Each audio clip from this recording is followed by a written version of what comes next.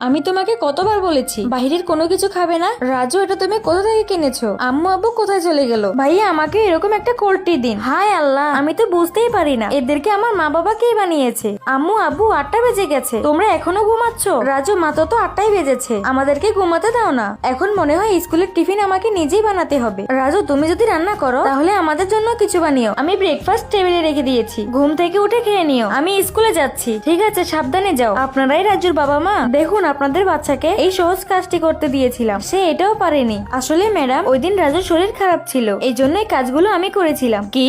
এবারও আমাদের ছেলে ক্লাসের সবার মধ্যে টপ হয়েছে। কংগ্রাচুলেশন ভাইয়া। রাহুল, রাজুর আবার রেজাল্ট কেমন? আমাদের রাজু আবার ক্লাসে সেকেন্ড হয়েছে, শুধুমাত্র 1 নম্বরের জন্য টপ করতে পারেনি। আব্বু আম্মু, আমার জন্য তোমাদের সবার মাঝে ছোট হতে হলো। রাজু, এটা কেমন কথা? তুমি তো সর্বোচ্চ চেষ্টা করেছো, পরীক্ষায় কম নাম্বার পেলে কখনো মন খারাপ করো না। ঠিক আছে বাবা, চলো আজকে আমরা পার্কে যাব। পরীক্ষার রেজাল্ট বাচ্চার ভবিষ্যৎ কখনো নির্ধারণ করতে পারে না। আসল শিক্ষা তো প্রকৃত শিক্ষা শিক্ষিত হওয়া। আরে, আজকে তো আবারও দেরি হয়ে গেছে, আজকে আবার জরিমানা দিতে হবে। বসও দেখে ফেলেছে, আজকে তো কপালই খারাপ। তুমি আজকে আবার লেট করেছো।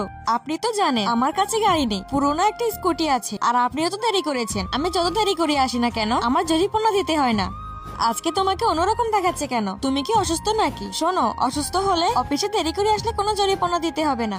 আমার তো কোনো অসুখ হয়নি, যাক, আমার তো আর জরিমানা দিতে হবে না। এই নাও দুপুরে খাবার আমার তরফ থেকে। রিয়া, এই নাও তোমার জন্য। সঠিক সময় খাওয়া দাওয়া করা শরীরের জন্য অনেক ভালো। আজকে তো আমি লিপস্টিক লাগাইনি, এই জন্য আমার চেহারা অন্যরকম লাগছে, আর বস মনে করেছে আমি অসুস্থ। আজকে তো মনে হয় তুমি সুস্থ আছো, এই জন্য তোমার চেহারা অনেক ভালো লাগছে। বস, আমি কি ভেতরে আসতে পারি? হ্যাঁ, আসো। বস, আজকে আমার ছুটি লাগবে, আমার শরীর অনেক খারাপ। ঠিক আছে, আমি তোমাকে কতবার বলেছি এত বৃষ্টির মধ্যে অফিস আসার দরকার নেই, তাহলে শরীর খারাপ হবে না তো কি হবে? রিয়া, তোমাকে আমার অনেক ভালো লাগে, তুমি কি আমাকে বিয়ে করবে? বন্ধুরা, তোমরা কিন্তু ভিডিওতে লাইকই করো না। আফু, প্লিজ চুপ করো। কে এই নিষ্ঠুর ব্যক্তি যে তার সন্তানকে ডাস্টবিনের ভেতরে লুকিয়ে রেখেছে? তুমি এই ছেলেটার বাবা মাকে